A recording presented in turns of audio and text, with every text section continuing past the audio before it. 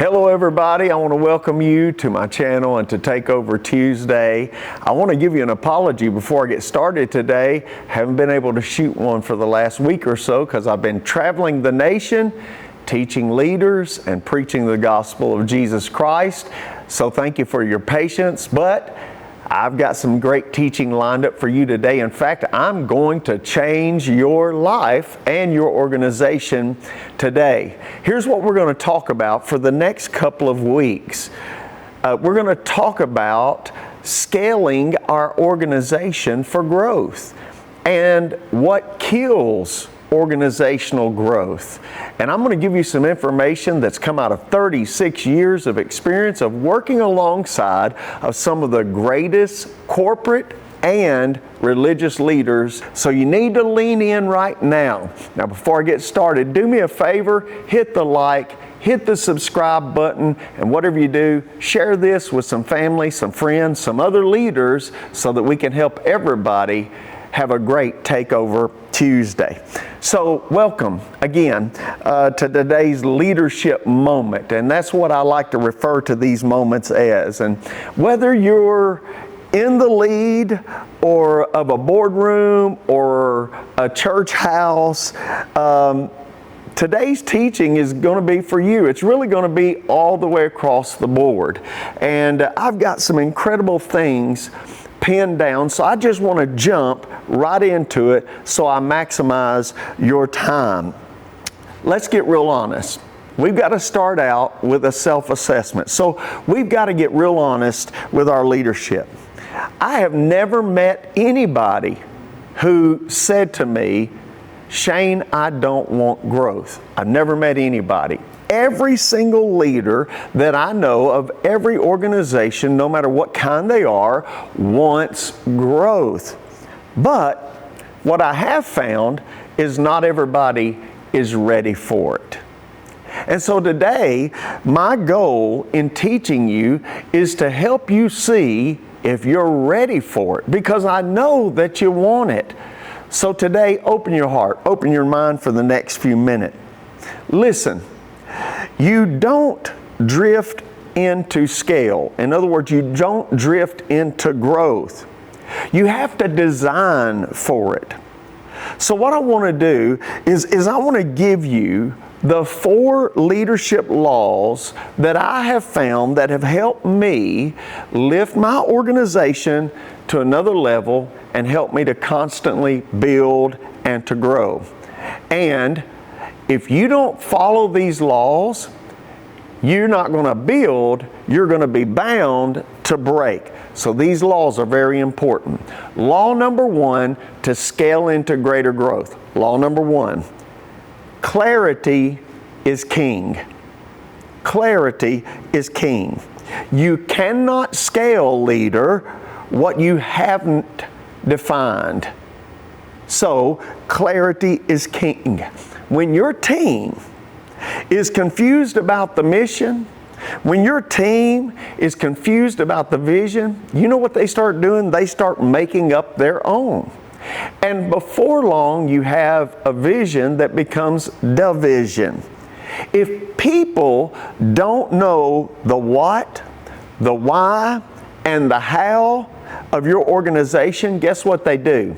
They drift all over the place. They eventually stall, and then they disengage. And that's when organizations start to fall apart. Now, one of my favorite scriptures in the Bible, of course, is Proverbs 29:18, which talks about vision. And it says, "Where there is no vision, the people perish." Now, that word perish means that people cast off restraints. In other words, if your vision is not clear, people lose direction. So I'm going to say it again, loud. Clarity is king. So here's your principle for today. If it's not clear, it won't multiply. I dare you to say that out loud with me now. If it's not clear, you won't multiply. So write your vision down. Say it out loud, and then bleed that into the culture until your people can repeat it back to you without even hardly thinking about it. Number one, make sure that clarity is king. Here's law number two. Systems scale what passion starts. Now, I don't know how to say this any other way, but just to be blunt about it, and that is this: charisma attracts crowds, but systems are the thing that build capacity. For those of you in the church world, you need spirit and structure. Spirit and structure. Passion is the thing that gets you moving. You've got to have passion. But without structure, your growth then turns into stress. Now, I know this firsthand because I've experienced it in my own life. You see, the early church had miracles, but they also had menus and money and ministry logistics. They put systems in place. All you got to do is study the book of Acts and start looking at chapter 6. And you'll see they put systems in place so that leaders could stay focused and momentum wouldn't collapse around them. So, let me give you a key principle here about this. Don't build hype. Build engines. Did you hear what I said? If your church, if your company, if your team doubled overnight, would your system support it right now? Or would your staff burn out in no time at all? So, what you need to do is you need to start documenting your processes. You need to create lanes of feedback. You need to build smart right now so you're not scrambling later. Just because you're gifted doesn't mean you're going to be able to maintain your growth. I know it's a hard pill to swallow, but get it down anyway. Here's the third law of scaling into greater growth.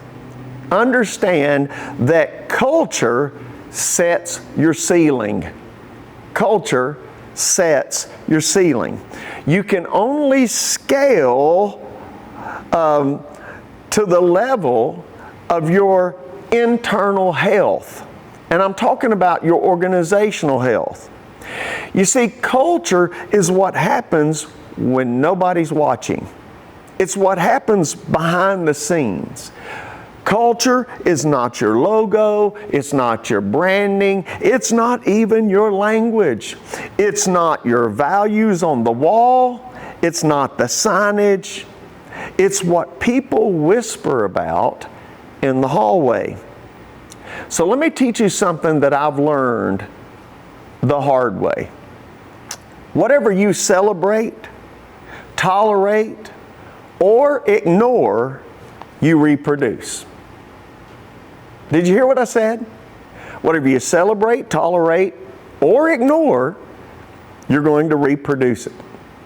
Now, John Maxwell, one of the greatest teachers on leadership, said that culture eats vision for breakfast every day of the week.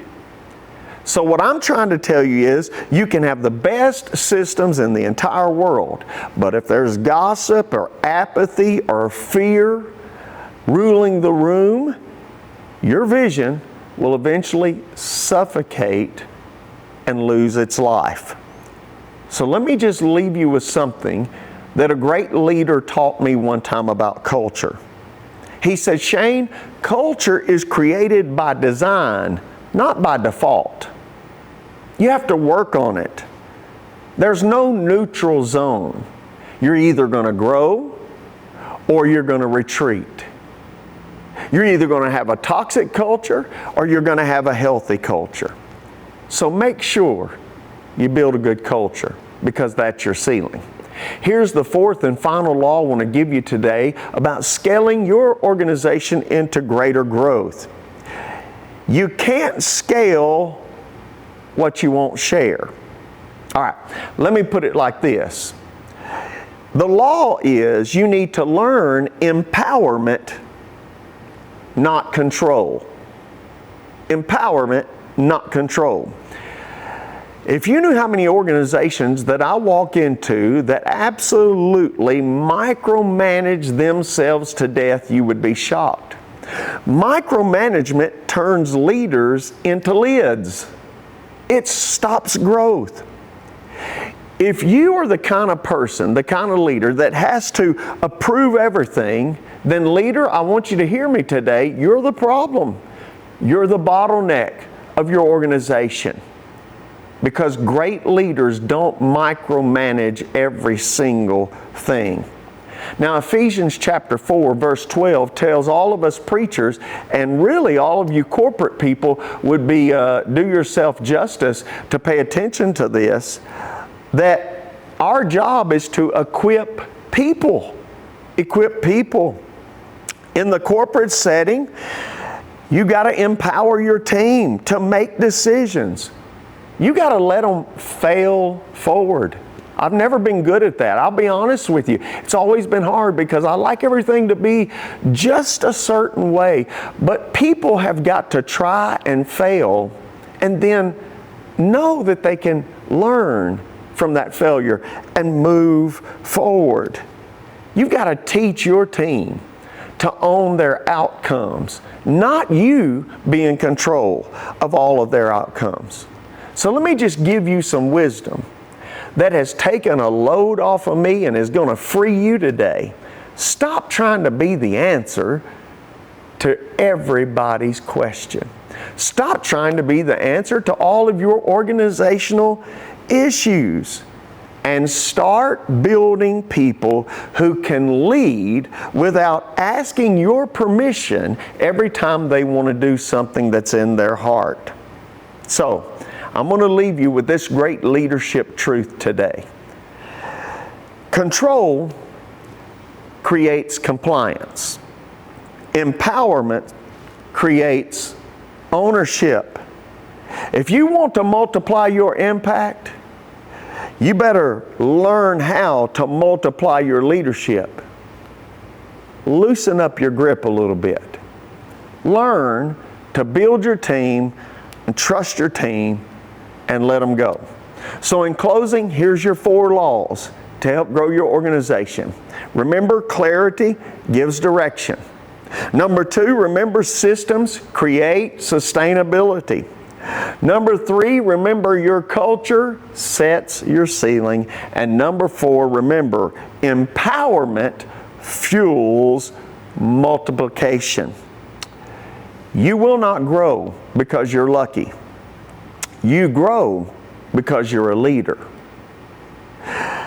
So I'm going to leave you with one question today that only you can answer.